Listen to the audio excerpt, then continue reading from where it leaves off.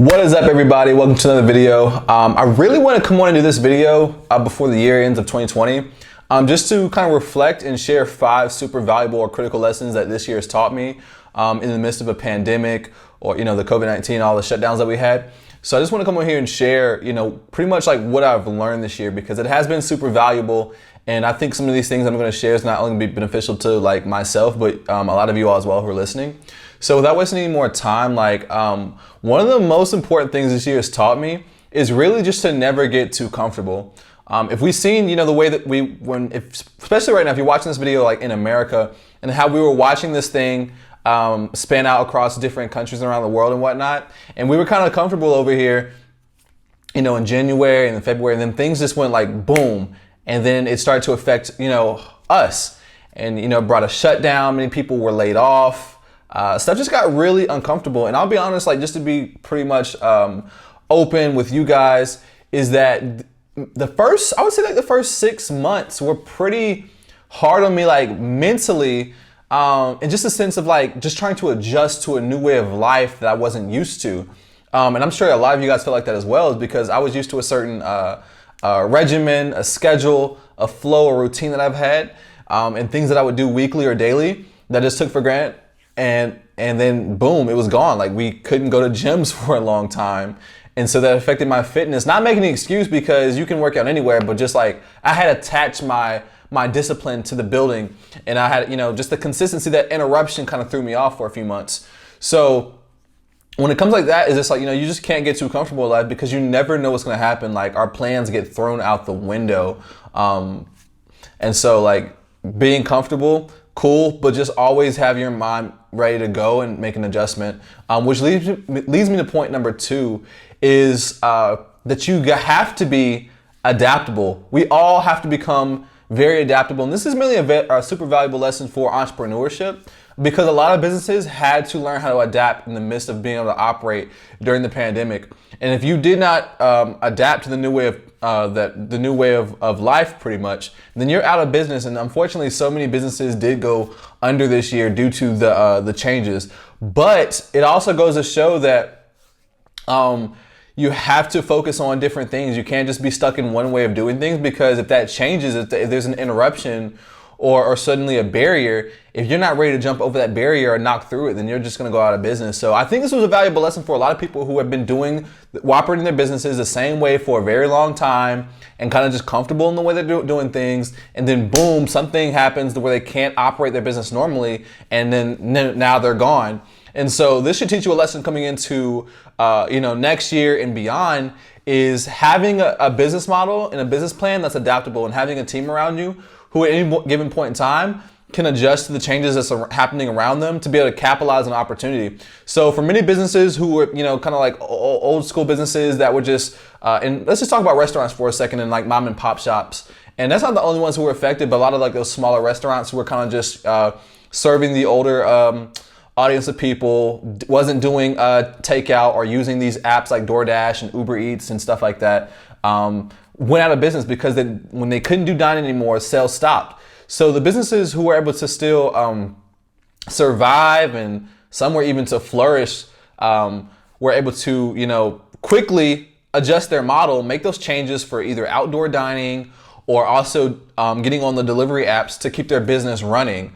So I want you to take this year to evaluate your business. Look at your business and say, look at your business plan right now and your business model, and look at it and ask yourself, is it adaptable? Can this business model last through different changes that happens in the world? No matter what happens, can I survive unless the government completely makes me shut down?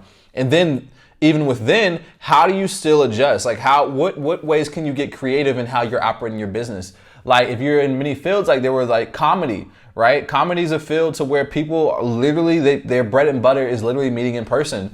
And so a lot of comedians weren't able to do anything for a long time all year. But you had some comedians who got creative and did online, Zoom shows.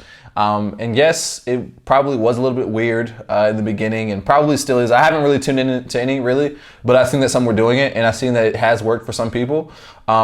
But just literally being ready to go and not just being too stuck in your ways would be a huge valuable lesson for next year, because we could potentially be going into another shutdown. So if you don't learn, it's like fool me once, shame on you, fool me twice, can't put the blame on you, right? So we've all had our warning this year, and let it be a lesson for anything to come, that if you're not adaptable in your business, your career, whatever, your finances, then you're going to lose in the long run.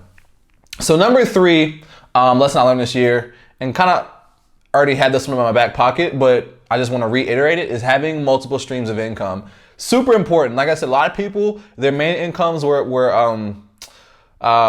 shortened, stopped, whatever, lost. People, like I said, many people were laid off this year, and not just laid off, your business owners who had to shut down, who couldn't operate. So whether you was a gym owner or whatever, and a lot of these points I'm making kind of all correlate to each other. Like when it comes to multiple streams and being adaptable and not being comfortable, they kind of pretty much all relate. So you have to work all these things together.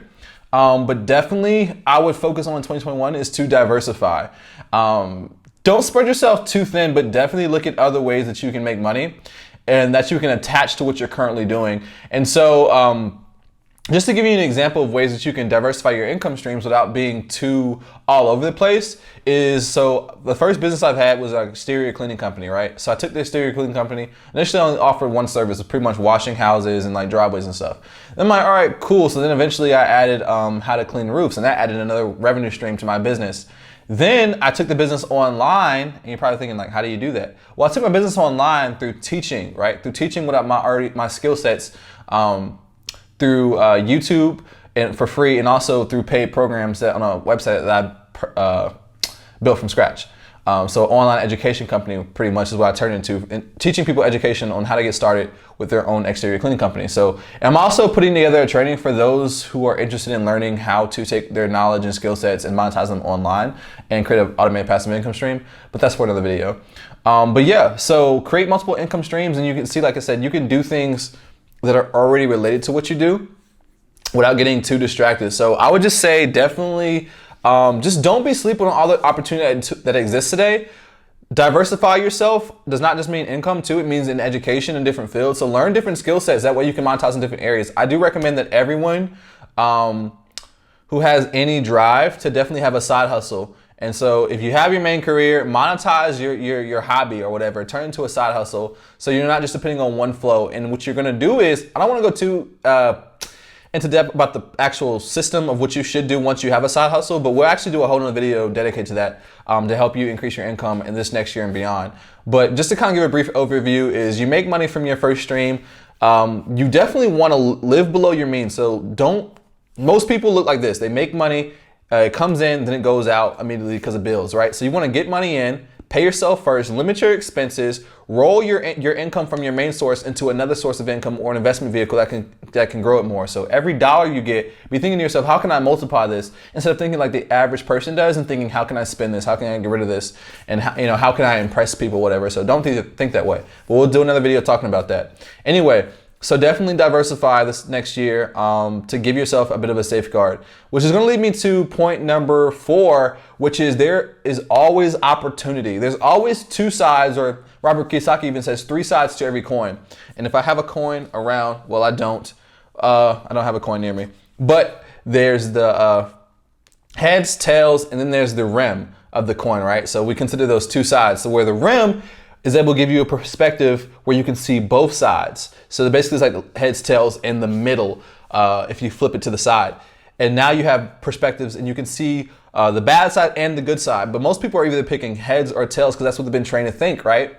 And so while many people suffered during this pandemic, there are a lot of people who really capitalized. And one of those areas that people capitalized was the stock market, because when the pandemic first happened, it induced fear into people, and it was like a massive sell-off in the stock market. Many companies were limited, obviously, so revenue dropped in Q1 for a lot of companies because of the shutdown and stuff. So a lot of companies tanked. In reality, what most people without financial education seen that as a negative thing, right? So the stock market looked like it was tanking, it's going down.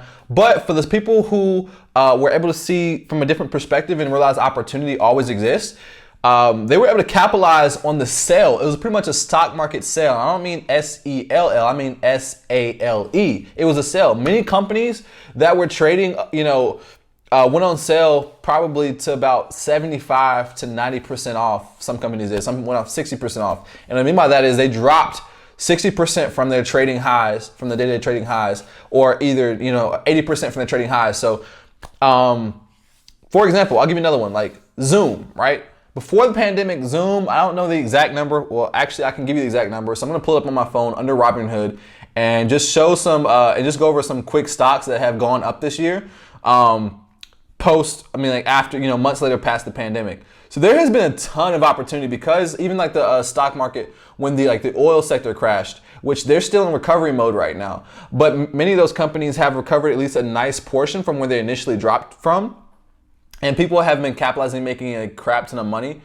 So I'm telling you this to say that pay attention, even when everyone else is saying like, oh, nothing good has happened this year. There's always opportunity. So while people were complaining and worried about money, there's people who were literally made thousands of dollars. People who became millionaires this year off the stock market. And I personally wish I would have learned more about, or would have been more invested and interested in the stock market before this whole pandemic thing, because I really could have capitalized more. And unfortunately I didn't, but this year has taught me that always be paying attention to these things. So this is why also once again, why I created this channel is to be able to talk about conversations that I wish would have been had with me at a younger age so we can all capitalize. So if we can look at this right now, so Zoom is currently trading at, let's see if I can get to focus. I don't know if I can, let's see.